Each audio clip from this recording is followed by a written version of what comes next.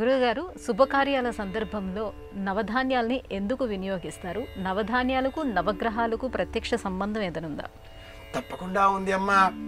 నవగ్రహాలకు రుచులు, గుణాలు, స్వభావాలు, వర్ణాలు అనేకం జ్యోతిష శాస్త్రం వివరించింది.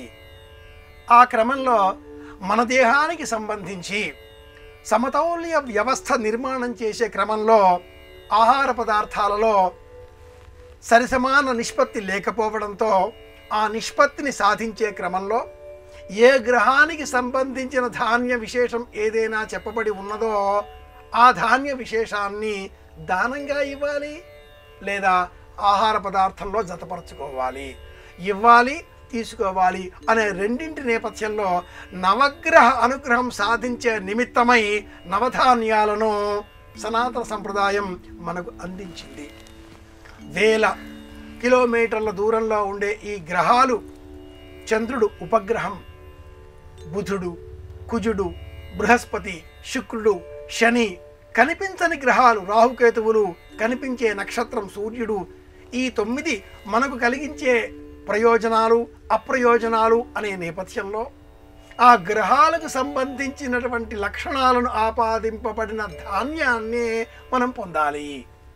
రవిగ్రహానికి గోధుమలు, చంద్రగ్రహానికి బియ్యం, బుధగ్రహానికి పెసలు, శనిగ్రహానికి నువ్వులు, ఇలా ఒక్కొక్క గ్రహానికి ఒక్కొక్క ధాన్య విశేషాన్ని సంప్రదాయం సూచించింది.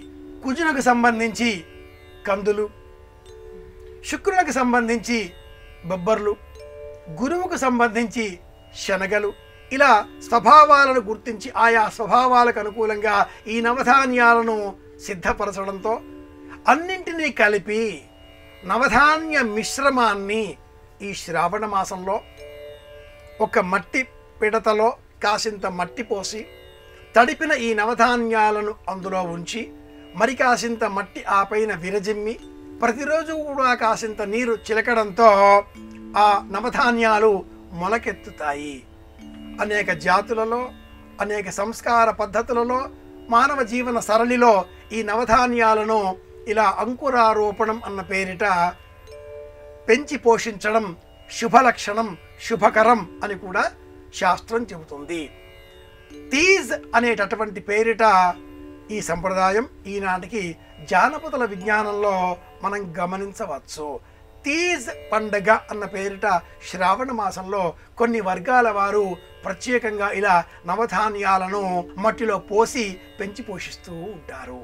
వివాహాలలో కూడా అంకురారోపణం, కులదేవతారాధన అన్న పేరిట కూడా మనం నవధాన్యాలను ప్రత్యేకంగా ఇలా మట్టిలో పోసి పెంచి పోషిస్తూ ఉంటాం.